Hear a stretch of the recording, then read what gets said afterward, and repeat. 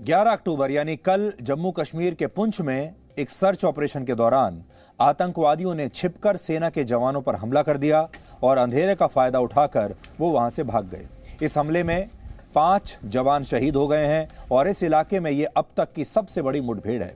17 साल पहले यहां ऐसा ही एनकाउंटर हुआ था जिसमें 4 जवान शहीद हुए थे। इस खबर से जुड़ा हमारे पास लेटेस्ट अपडेट ये है कि पुंछ और राजौरी के इलाकों में आतंकवादियों को ढूंढने के लिए सेना का जो सर्च ऑपरेशन है वो अब भी जारी है। आज सुबह के अखबारों में आपने ये खबर जरूर पढ़ ली होगी कि जम्मू कश्मीर में आतंकवादियों के साथ इस मुठभेड़ में भारतीय सेना के 5 जवान मारे गए हैं। थोड़ी देर के लिए आपको दुख भी हुआ होगा और लेकिन फिर इसके बाद आप अपने काम में व्यस्त हो गए होंगे ये सोचकर कि कश्मीर में तो ऐसे एनकाउंटर होते ही रहते हैं और सेना के जवान भी आए दिन शहीद होते ही रहते हैं।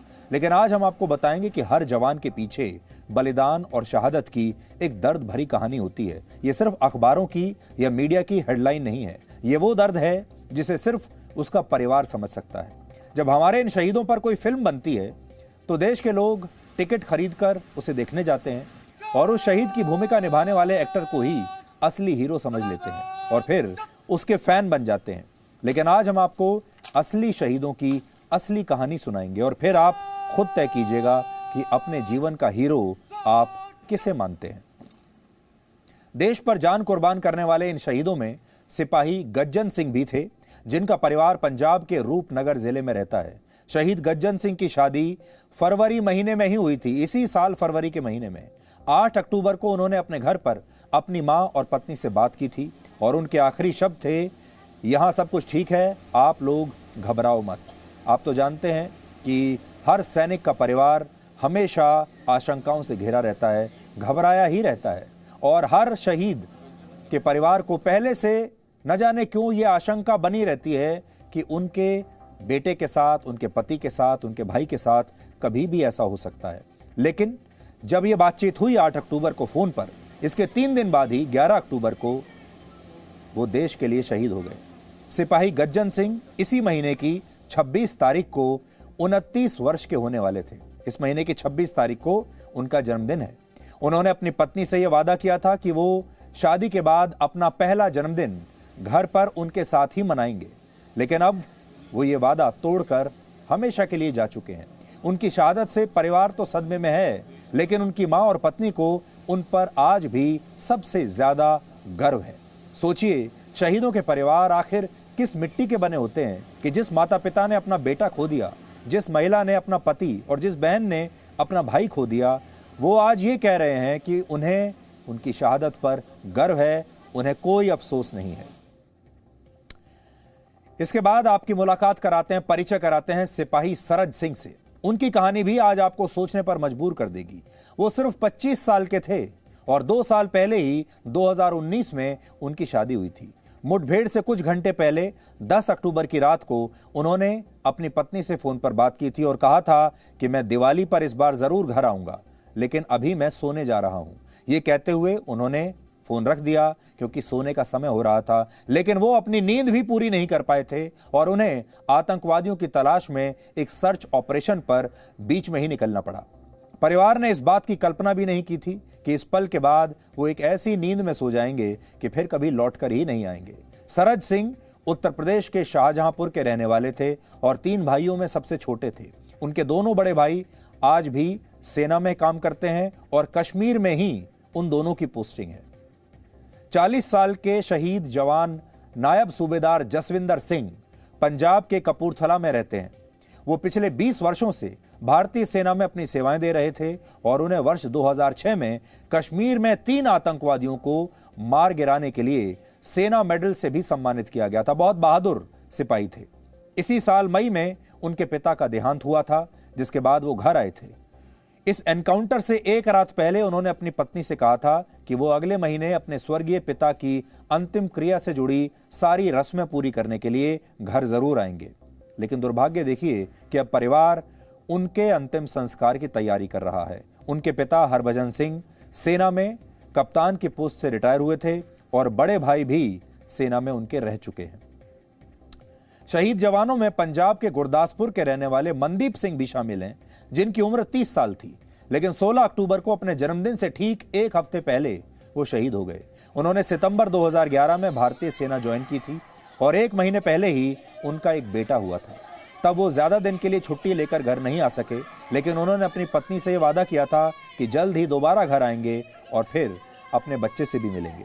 लेकिन ये वादा अधूरा रह गया और अब वो कभी वापस नहीं लौटेंगे। शहीद वैसाख एच केरल के कोलम जिले के रहने वाले थे और सिर्फ 23 साल के वैसाख ने वर्ष 2017 में आर्मी ज्वाइन की थी। वो घर में अकेले कमाने वाले सदस्य थे। उनके पिता की कोविड के दौरान नौकरी चली गई थी, जिसके बाद पूरे घर की जिम्मेदारी, परिवार की जिम्मेदारी यही बच्चा जो 23 साल का था यही उठा रहा था। आप सोचिए 23 साल की उम्र में लोग क्या क्या करते हैं, आपने देख लिया होगा। 23 साल के जो आजकल के नौजवान हैं वो ये देखते हैं कि पार्टी कहाँ करनी है, वो ये देखते हैं कि स्मार्टफोन कौन सा खरीदना है, कौन सी गाड़ी खरीदनी है, ये सब सोचते हैं। लेकिन ये 23 साल का नौजवान भारतीय सेना में काम कर रहा था और आप सब के लिए इसने शहादत दे दी। यहाँ तक कि उनकी शादी भी तय हो गई थी, लेकिन अपनी बहन की शादी पहले करने के लिए उन्होंने अपनी शादी से इनकार कर दिया था। उन्होंने कहा पहले अपनी बहन की शादी करवाएंगे फिर अपनी शादी करेंगे। लेकिन अब शादी की जरूरत ही नहीं पड़ेगी क्योंकि वो रहे नहीं।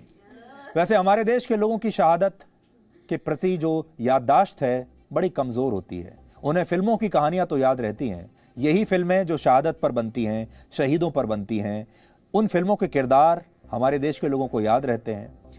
वो किरदार किस एक्टर ने निभाया ये भी याद रहता है और फिर वो उसी एक्टर के फैन भी बन जाते हैं, ये सोचकर कि वही सचमुच का हीरो है। हमारे देश के लोगों को ये भी याद रहता है कि किस मैच में किस खिलाड़ी ने कितने रन बनाए, ये याद रहता है। लेकिन हमारे देश के जवान जब इन्हीं लोगों के लिए अपना जीवन कुर्बान कर देते हैं तब देश में शुरुआत के 2-4 दिन तो उन्हें याद किया जाता है, आंसू बहाए जाते हैं, सोशल मीडिया पर लोग पोस्ट लिखते हैं, हैशटैग ट्रेंड कराते हैं और फिर धीरे धीरे लोग अपनी ज़िंदगी में मशगूल हो जाते हैं और आगे बढ़ जाते हैं। लेकिन हमें लगता है कि आज आपको पुंछ में शहीद हुए इन जवानों की कहानी, असली कहानी ज़रूर देखनी चाहिए। ये असली जवान हैं, असली हीरो हैं और इनकी कहानी भी असली है। एक शहीद परिवार के घर जाना एक तीर्थ यात्रा करने के बराबर होता है। आप लोग इनके घर तो शायद नहीं जा पाएंगे क्योंकि आप जहाँ भी होंगे बहुत दूर होंगे, लेकिन आज हम आप सबको DNA के माध्यम से इन शहीदों के परिवारों के घर ले जाना चाहते हैं, जहां आप इनकी कहानी को और करीब से देख पाएंगे, जान पाएंगे, महसूस कर पाएंगे।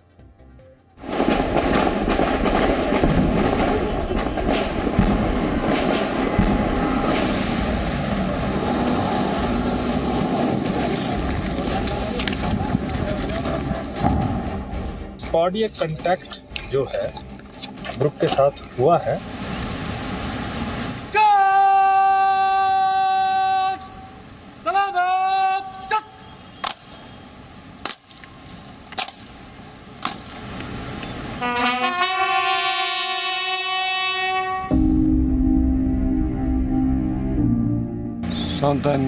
साडा बेटा देश के लिए शहीद होया, यही बंदा साडे च कमाने वाला था। परिवार का खत्म हो गया ना, जिन्हों का बच्चा चले गया। 8 महीने हुए ब्याह होए नु, क्या करूगी वो लड़की, कितना जिंदगी टपाऊगी। 50,000 या 50 करोड़ रुपए बच्चा मिल जाऊगा किसी को। हम चाहते हैं भी पूरी इंडियन आर्मी एकजुट हो गए, जितने भी अपनी इंडियन आर्मी है एक साथ, उनके साथ जिनके पूरा अटैक करे, बदला ले उनसे।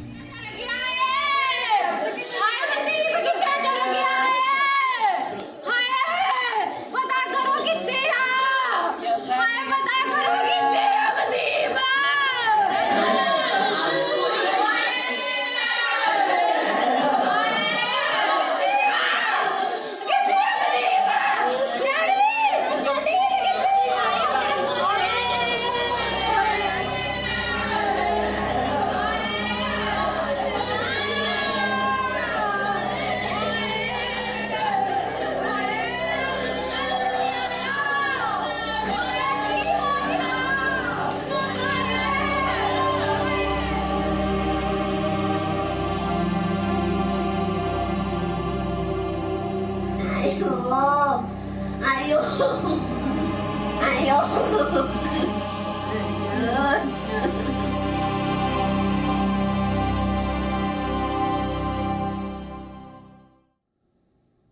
23 साल की उम्र ऐसी होती है जिसमें लोग इस उम्र तक पहुंचते पहुंचते शायद जीना भी सीख नहीं पाते।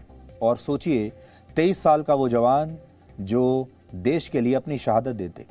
हमारे देश में जो 23 साल के नौजवान हैं वो क्या क्या करते हैं ये हमें आपको बताने की ज़रूरत नहीं। उनके दिमाग में क्या क्या चल रहा होता है, वो कहाँ पार्टी करते हैं और उनका एजेंडा क्या होता है, ये सब आप जानते हैं। लेकिन आप चाहें तो इन जवानों से आज आप सीख सकते हैं। आप भी अपने बच्चों में ये संस्कार डालिए। आज हम सब आपके साथ मिलकर इन शहीदों को श्रद्धांजलि देना चाहते हैं और कहना चाहते हैं कि हम इनके परिवारों के साथ हैं। और साथ ही बड़ी बात यह है, जो हमने पहले भी कहा, कि जो नई युवा पीढ़ी है उन्हें इन जवानों से सीखने की ज़रूरत है। और इस देश के जितने भी परिवार हैं जो इस समय हमें देख रहे हैं, उन परिवारों को इन जवानों के परिवारों से सीखने की ज़रूरत है। Presenting B News app, available on Google Play and App Store. Download it now.